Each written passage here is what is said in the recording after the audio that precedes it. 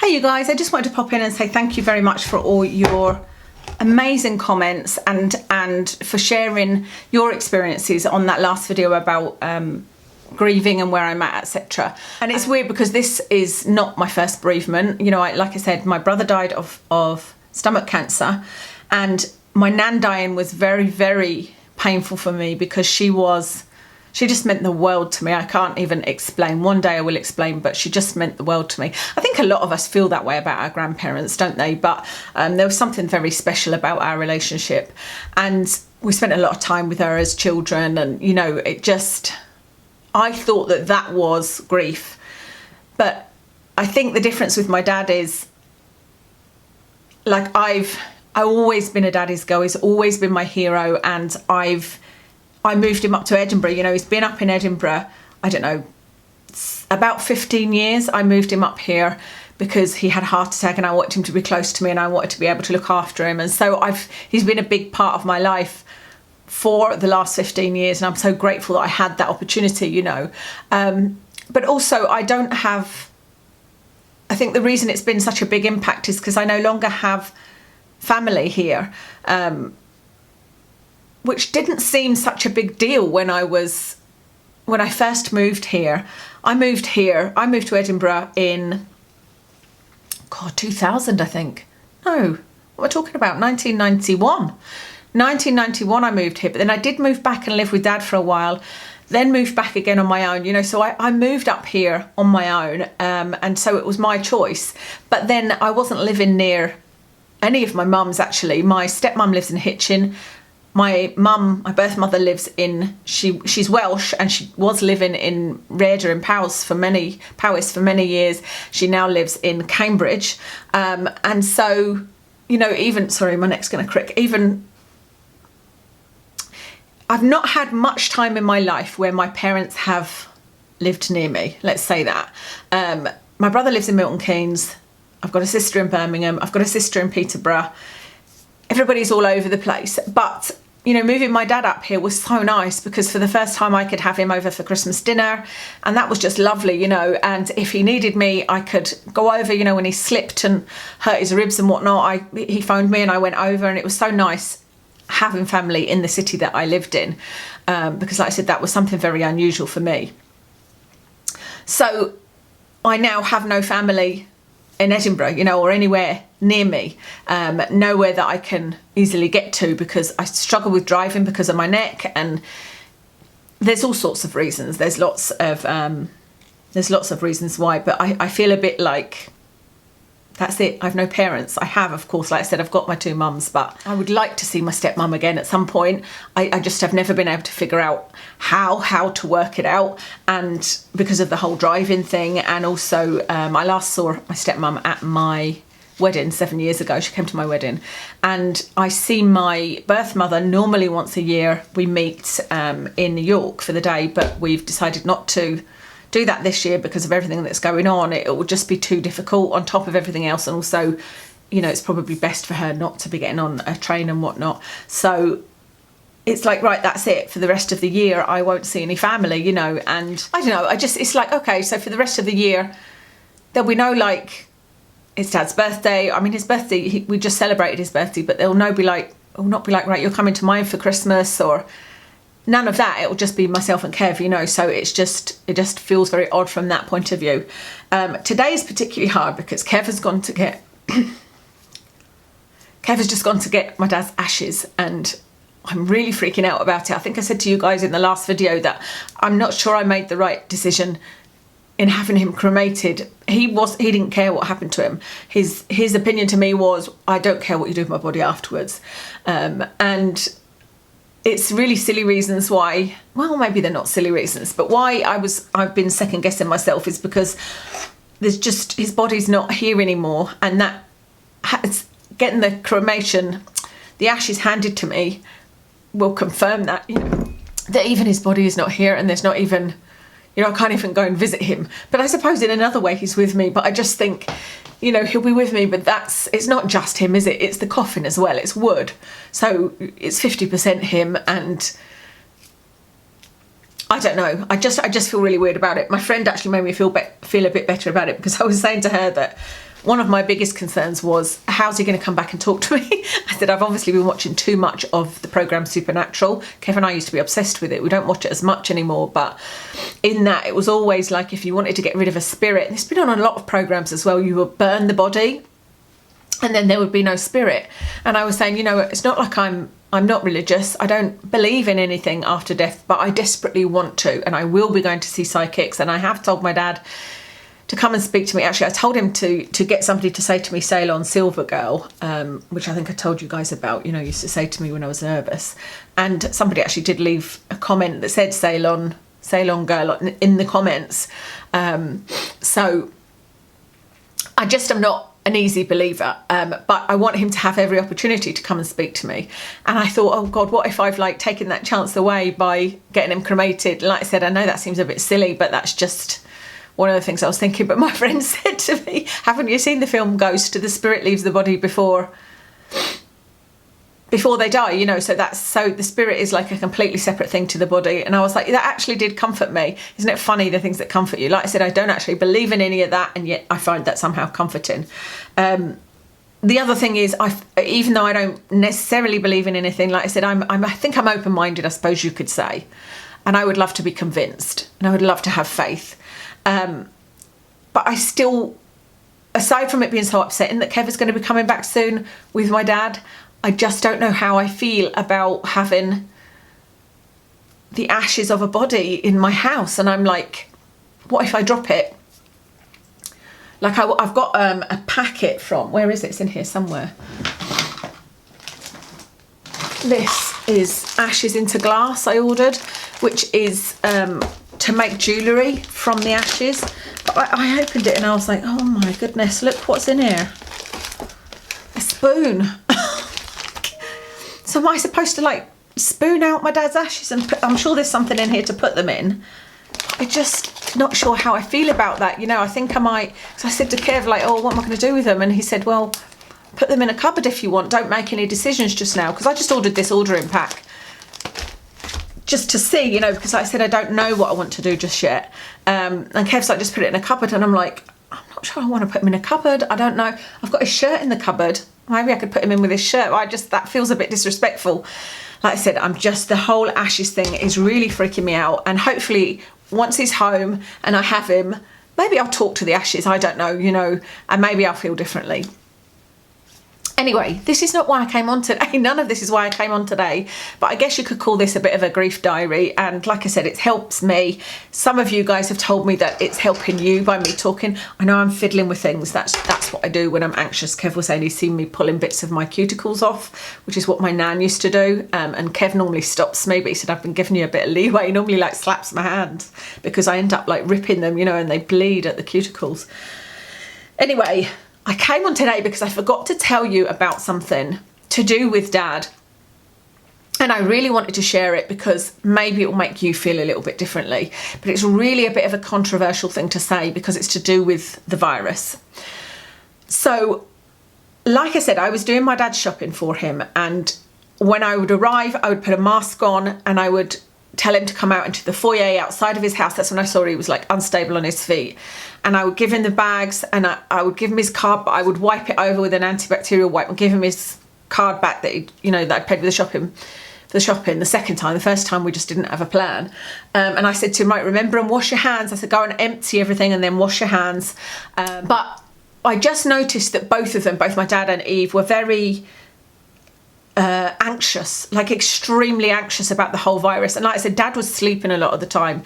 And I had thought that it's not good for them to not be going anywhere. Because normally they will go to church probably 3 times a week because they'll go on Sunday at least once. They do a thing, it's a coffee morning for, I don't know whether it's for homeless people or something like that. I know that my dad always liked to be involved in these things and give his kind of testimony and his background because obviously he's spent a lot of time in prison and whatnot. And then there was something else they would go to. It was maybe a prayer group or something. They had a busy social life, you know. And so they had, every time I'd go to take the shopping, I'd be like, have you been out yet? And they'd be like, no, we're too scared to. And so I was saying to them, you must get some fresh air. You are allowed out of the house. Like, get out on your mobility trolleys. Even if you just go around the block. I said, you don't have to see anybody. you leave the house, you don't touch your face. I said, Dad, you don't have any cigarettes, or you take some antibacterial. I'd got him some antibacterial gel. You do this with your hands, then you can have a cigarette. You know, he couldn't wear a mask. They were obsessed with masks, but he couldn't wear a mask because Eve is deaf, and obviously she needs to lip read. But I was saying to them, you must get out and get some fresh air. It's not good for you to be cooped up in the house, constantly worrying and watching the news. It seemed like that's what they were doing. And they were both just, she was crying because she was worried about Dad because he had a podiatry appointment, and she couldn't believe that they still wanted him to go. And I was like, it's absolutely fine. You know, this is a clinical setting. Anyway, so that was that. So I left them. The next time I saw him was on his birthday, and that's the last time I saw him. And I took his presents over and I took his shopping at the same time. And I don't know whether I told you, but I was just going to drop his presents off at the door, and he was kind of like, oh, I was going to come out and sit on the benches. I thought that would be okay, you know. And I could not say no to that. So I stood up, and Kev stayed in the car. And it was very quick, and I wish it wasn't now. I wish I'd have been a bit more. I know it was breaking the rules because at that time we weren't allowed to meet people outside, but I just wish I hadn't bothered about that, and I just sat and chatted to him, because as it was, he was handing me things, and I was like, Dad, you can't just give me your mobile phone, like, right, give it to me, I'll do what you need me to do, and then I'll wipe it and give it back to you, you know. Anyway, before I saw him that day, I had phoned him and said, how are you, have you been out, have you left the house? Well, he sounded absolutely delighted, and he went, yes, we went for a day out and it was amazing, and we had such a lovely day. And I was like, you did what? So you did what? I could not believe it. And he went, yeah, we went for a day out. And I was like, where did you go? And he said, we went to Berwick. And I was absolutely gobsmacked. I was like, I cannot believe. And not only did they go to Berwick, he said, we stopped for fish and chips, then we stopped and had an ice cream. And I was like, I can't believe any of these places were open. Like, where did you get an ice cream? He got it from a little newsagent. And where did you get the fish and chips? There was a fish and chip shop that was open, but you had to, you know, it was social distancing and you had to cleanse your hands and whatnot. But I just was like, Dad, you went from not leaving the house, being too scared to leave the house, to going for a day out. Like, I don't get it. And he was like, well, you know, we were sensible. Like, I figured it didn't make any difference of how far I was driving as long as I wasn't seeing other people. And I was just gobsmacked, you know, and a little bit annoyed at him, because I'm like, Dad, what about the fish and chips? I said, I bet you didn't get a little fork and eat it with a fork. I bet you ate it with your fingers, because we used to go and get fish and chips all the time as a child. He'd take us, he'd suddenly decide at night that we were all going to Blackpool, and then we'd stop for fish and chips. And, you know, there was always wacky things going on with my dad, but he was always one for stopping for fish and chips, and we all ate them with our fingers, you know. And I said, I bet you ate them with your fingers, and I bet you didn't use any hand gel before it. And he was like, oh no, I never thought about that. And, you know, and then I said, what about the ice cream? And, oh no, I didn't think about that. Anyway, I just left it, and I was trying to be jokey with him, because I thought, what's done's done, you know, what's the point of me having a go at him? Especially when he sounded so happy. They just had the best day. Anyway, when I went to see him on his birthday, he was a little bit off. It was like he kept saying, I've just woken up, but I was lecturing him, and I was saying, I was talking about the virus, and I said, no, I said, when you take risks, that's things like, I don't know, going to Berwick, having fish and chips, having an ice cream. I'm saying it like that, you know, but laughing, but also kind of nagging him. And I feel terrible with that. And I've had a lot of tears about that, because, you know, as I said to Kev God, the last thing I said to him face to face was I was just having a go at him. But as Kev was saying, you know, he'll know that it came from a place of, I don't want him to catch anything, you know. I was scared for him, and I was just like, it was frustrating me that he wasn't understanding about the rules. There was no hand wash. Like he said to me, well, I've got lots of antibacterial wipes, and every time we go to the toilet, we're cleaning the toilet. And I was like, what's that got to do with the virus? Like, you don't clean the toilet, like clean the toilet if you want every time you go to the toilet, but that's bizarre. Like, wash your bloody hands. I said, what about when you get the post? Oh yeah, never thought of that, you know. And it just, for whatever reason, whether it was his age or whether there was, you know, communication problems with the news, or whether, I don't know, there's so many different stories, wasn't there? He just didn't seem to be getting it. And that was another thing that I said to my husband that I was concerned about, because Dad was always extremely intelligent and switched on, and especially with things on the news, you know, he will watch News 24 and all the politics talks and debates and whatnot, you know, and I just didn't seem to be getting it. And that day on his birthday, I was just frustrated, and I just wanted to get him to understand, like, and every time I said something, like at one point he went, hold on a minute, and he got up and went to the car, and I said, what are you doing? And he went, I'm going to get my tobacco from the car. And he came back and lit a cigarette, and I was like, Dad, hand gel, like you've just been touching your car. And I was like, oh my God, you know, I just didn't feel like I was getting through to him, and so I felt like he was at risk. So I feel very guilty about that. However, thankfully that wasn't the last time I spoke to him, because like I said, I did speak to him on the Friday, and I spoke to him the day after his birthday. He actually phoned me, bless him, and apologised, and he said, I'm sorry for the way I was on my birthday. He said, I just wasn't quite with it. And I was like, oh, you don't need to apologise, like it was me, you know, I know that I was nagging you kind of thing, you know. And he just laughed, and he said, no, I just didn't feel right, you know. And so that was all fine. And like I said, I spoke to him on the Friday before he died, and I told him I loved him, you know, and I said, I'll leave you to sleep, I love you, blah blah blah. So it's not like that's the last thing I said to him, but I do still feel bad that I was nagging him. However, the whole point of this story is, as soon as he died, I was like, I'm so glad he had that day out. I know that it breaks all the rules. It was an essential travel, but he didn't put anybody else at risk, other than me, I suppose you could say, because Kev was a bit concerned about that. But he didn't, like, he went into a fish and chip shop where they had decided to open, and my dad's a grown adult, and he had decided to stand in the queue, or to, I think you had to phone, and then they'd text you and you'd go and collect your order, whatever it was, and get an ice cream. And so he wasn't putting anybody else at risk other than himself. And so I just was like, I'm so glad he had that amazing day out, because all they did was go and sit by the beach and have some fish and chips. And, you know, I don't know whether they got their trolleys out and drove up and down the promenade, probably. And I know how much he loves days out like that. And I know, and I could just tell it refreshed them and it rejuvenated them, you know.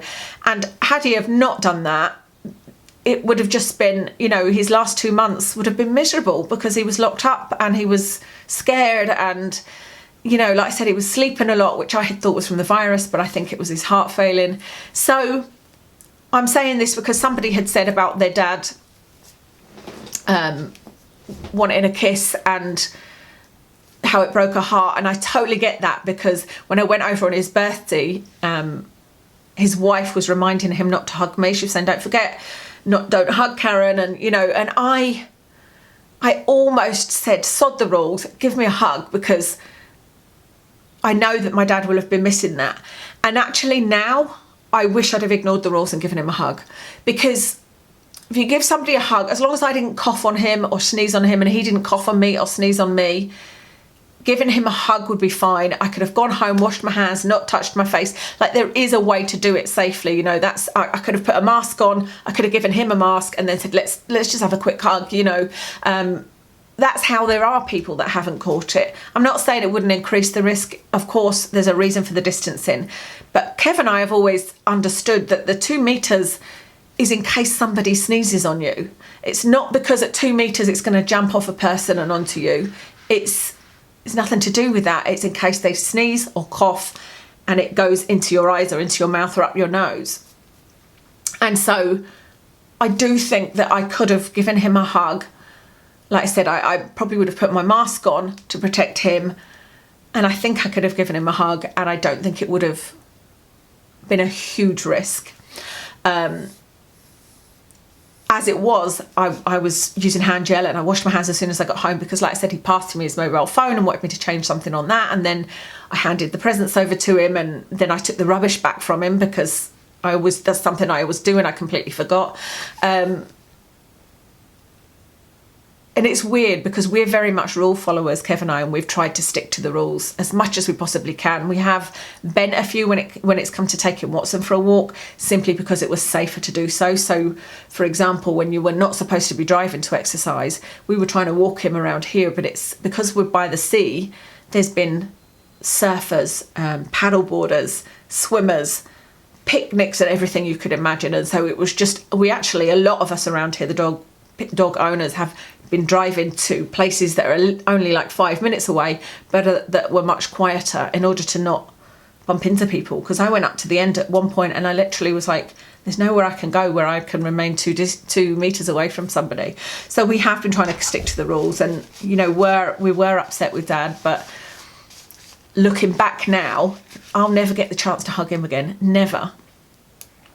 And I feel like that could be the chance with your loved one. I'm not saying to, the person that left the comment about kissing her dad or hugging her dad or any of you, that you should do that. It's everybody's own decision, and it's whatever you feel comfortable with. And if you feel that you are putting your parent or loved one at risk, then absolutely don't do it. I just feel, for me, I feel like I could have protected him. He was putting himself at a lot of risk as it was, and I feel like I could have worn a mask, given him a hug, sent him in to wash his hands, and I feel like I could have protected him, but still given him a hug, and I wish I had.